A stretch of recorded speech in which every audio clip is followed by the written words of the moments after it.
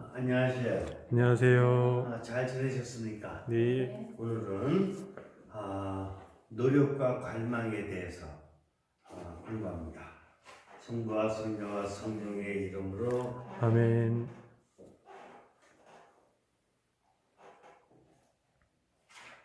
성부와 성자와 성령의 이름으로 아멘.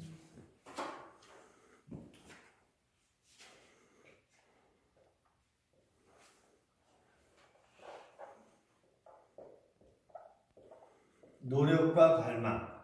노력. 이게 뭔가 일을 하는 거죠. 노력.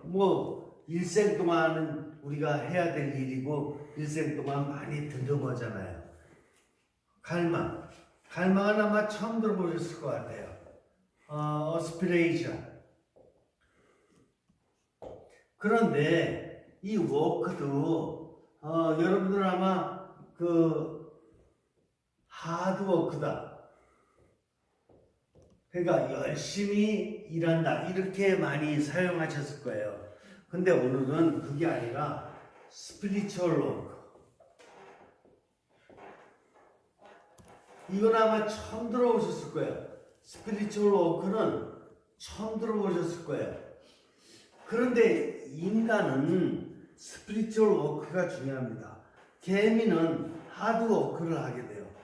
개구리도 하드워크, 돼지도 하드워크. 그런데 인간은 스피리추얼 워크를 해야지 맞는다. 왜 그런가? 한번 생각해 보겠습니다.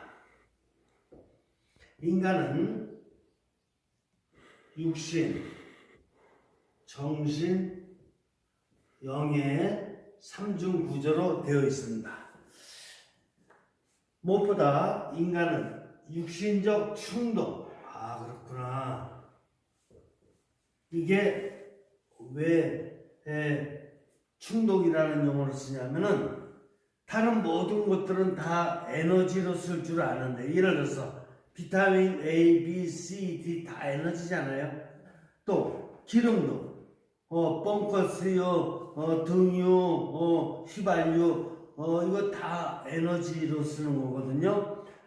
인간도 힘을 가지고 있으니까 이걸 에너지로다가 써야 될 필요가 있는 것입니다.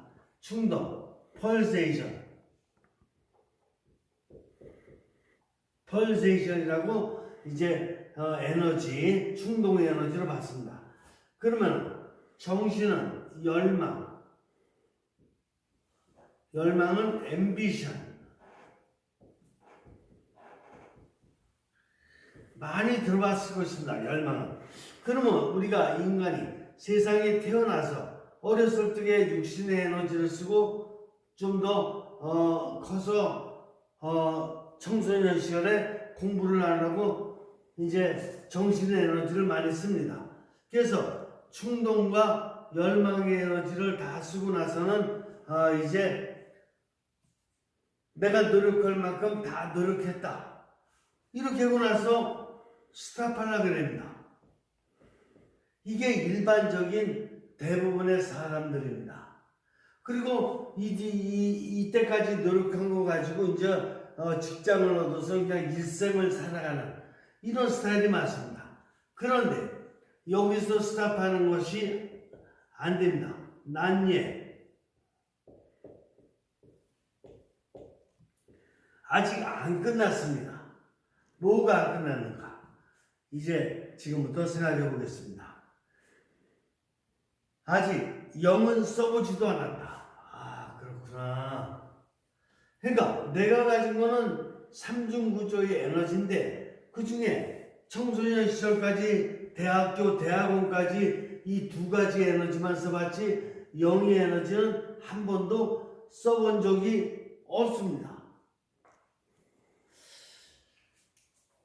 육신과 정신의 이중구조에 최선의 노력을 다한 후 정신은 삼중구조의 영이 기다리는 접경지대로 가야 된다. 이게 뭐야? 이게 뭡니까? 이게 선을 왜 이렇게 걷냐? 여기가 접경지대이기 때문에 그렇습니다. 접경지대. 이제 이 정신은 육신으로다가 노력한 것을 정신으로 받고 정신으로 받았던 것을 갖다가 가지고 어디로 가야 되느냐. 이게 중요합니다. 접경지대로 가야 된다. 이게 중요합니다. 접경지대. 접경지대로 가서 그곳에서 기다리고 계신 성령님과의 만남을 가져야 된다. 접경지대에 가면은 누구를 만나는 거예요? 여기서 성령님이 기다리십니다. 성령님이 어떻게 기다리시는가? 이 원리를 잘 알아야 됩니다.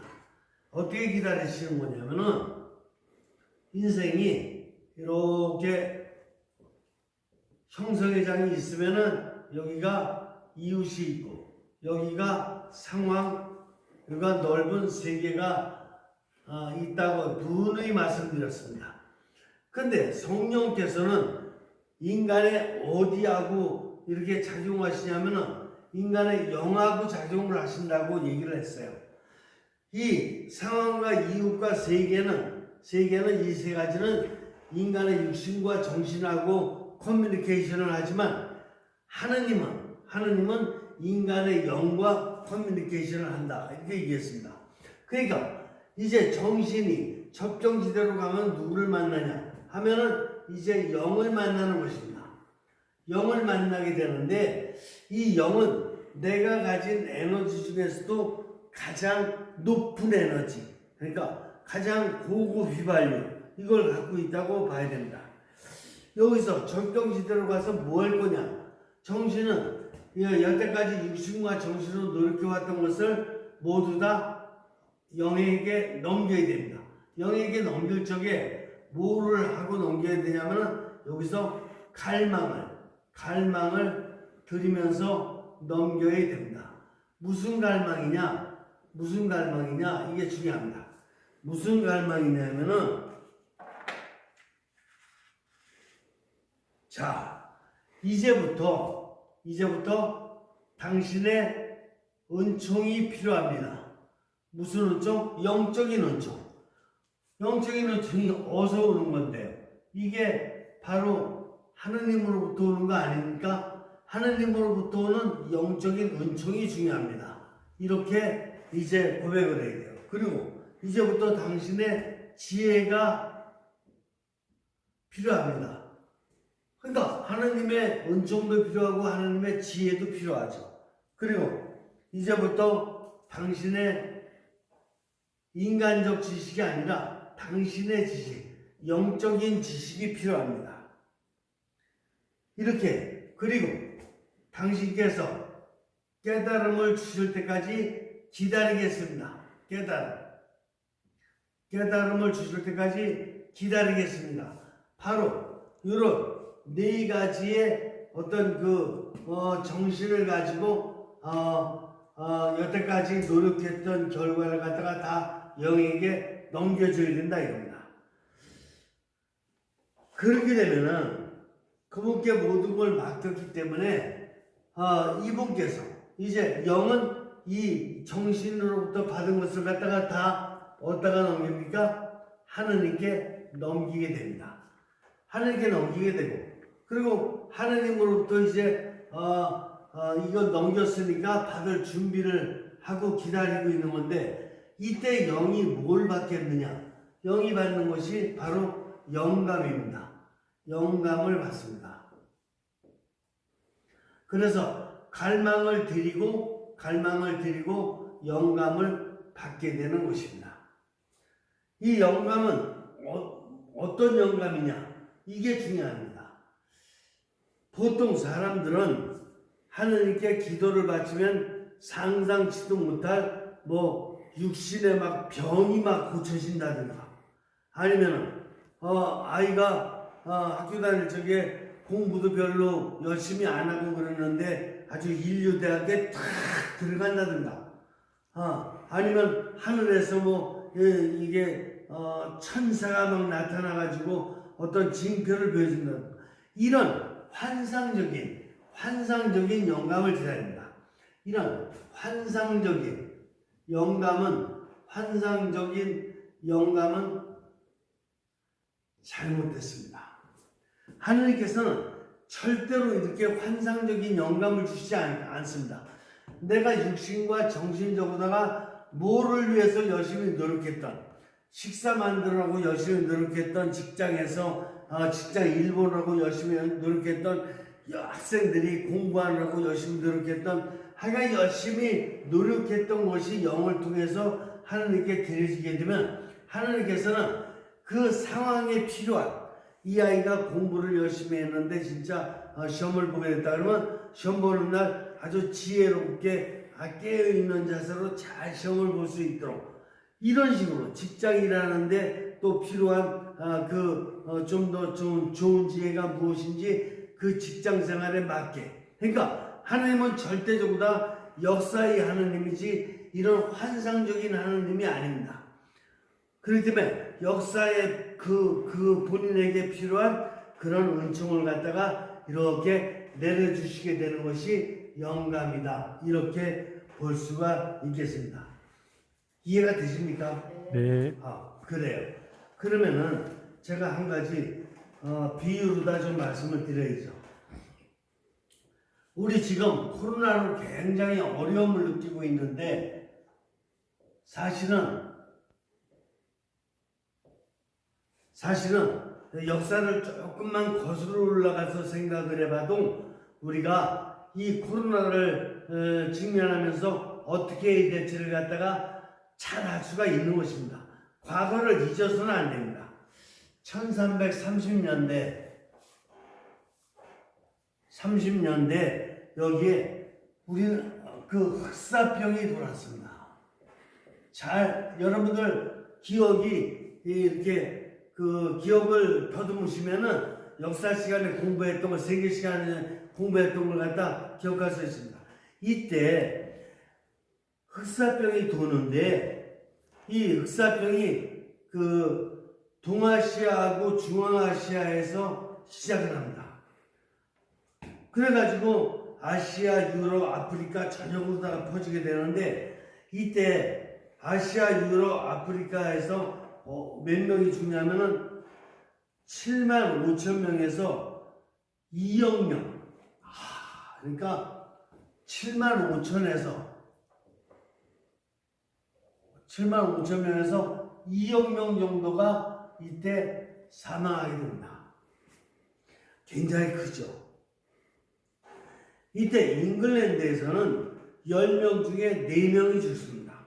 10명 중에 4명 죽으면 많이 죽은 거예요. 자기 가정이 이렇게 형제들 앞에서 10명인데 4명이 죽었다. 굉장히 큰 것입니다. 이탈리아의 필렌체에 잘 아시잖아요. 저기도 많이 가니까, 관광도 많이 가지 않습니까? 10만 명 중 5만 명이 그때 죽었습니다. 참 대단하죠. 그 다음에 유럽에서 신대륙 발견할 적에 유럽 사람들이 아메리카, 또 오스트레일리아, 또 태평양에 있는 많은 섬들 엄청 많이 가지 않았습니까?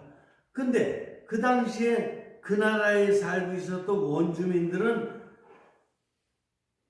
타 지역과 이렇게 봉쇄되어 있기 때문에 면역력이 없습니다. 육지에서 발생하는 여러 가지로다가 이런 병이라든가 이런 거에 대한 면역력이 없어요. 그렇기 때문에 이때 상당히 많은 사람들이 또 죽어야 되는데 우리가 잘 아는 천연두, 그 다음에 독감, 또 홍역, 그 외에 많습니다. 매도, 장티푸스, 이런 것으로 다 해서 당시에 살고 있었던 아메리카든 아니면 오스트레일리아든 태평양의 이 섬들이든 거기에 살고 있던 원주민의 90%가 죽습니다. 이 전염병 때문에. 죽고 그리고 나서 이제 이 전염병을 해결하는 것입니다. 제1차 세계대전 때